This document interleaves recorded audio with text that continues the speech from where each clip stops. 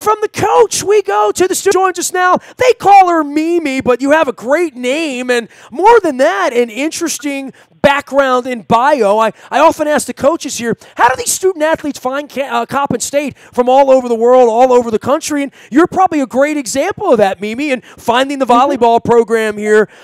First off, had you ever heard of Coppin State when they came to recruit you down in San Antonio, Texas?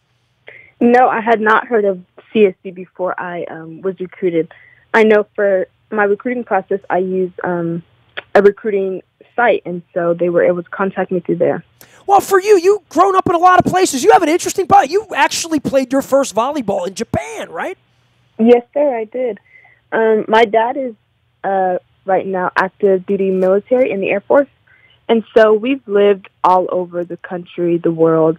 I've spent time 8 years in Japan, 4 in New Mexico, time in California, time in Arizona, Texas, and now I live here.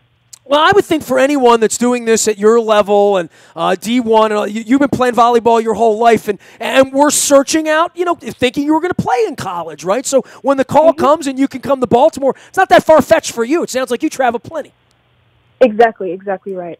Moving away from home wasn't that hard because I'm always moving. Nomadic at this point. For the MEAC and for your level and for, playing for Coach Walsh at this point, some thoughts about why you came to Coppin. And I always talk to the student athletes about what you find over there. Because, look, I've lived in Baltimore my whole life. I had been on Coppin's campus a handful of times back in the day when Fang Mitchell was the basketball coach there. In the last 2 years since they became our partner and we broadcast the basketball games, getting over on campus, it's a lovely experience to be on Coppin's campus. Mm-hmm. It really is. What drew me to this school was that I love the campus. I love the small town feel it gave, the family era that it gave, and also I didn't have to pay for school. That was a big factor. Well, I needed you when I went over to Tokyo a couple of years ago to help me out with some Japanese, right? I mean, all I knew was like sort of konnichiwa, right? But you have a little bit of Japanese?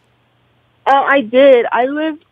So with military, I lived on base, so I wasn't forced to learn the language. Sure. But, of course, living there for so long, you naturally pick up the lingo that's just around. I think I miss the food the most. Oh, yes, definitely.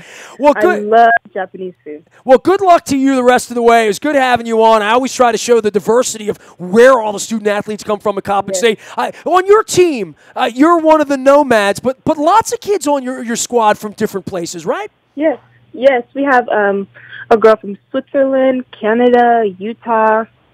That's just a few of them. United Nations over there at Coppin State. Exactly. Well, good luck against UMBC. I know you guys had a great tournament over the weekend with the Charm City Classic. Lots of volleyball ahead over at Coppin State. You can check it all out at CoppinStateSports.com as well as at WNST. We're getting ready for basketball season as well. We got a media day coming up in a couple of weeks down at UMBC. We'll be previewing all things Juan Dixon and the men and the women's side at Coppin State and the Mighty Eagles. You can learn more at CoppinStateSports.com, and you can find us out in the BuyAToyota.com audio vault 24 hours a day from anywhere in the world on your mobile device by downloading the TuneIn radio app. We come in crystal clear from anywhere in the world. I am Nestor. We are WNST.net, AM 1570, and WNST Towson, Baltimore, and we never stop talking Baltimore sports.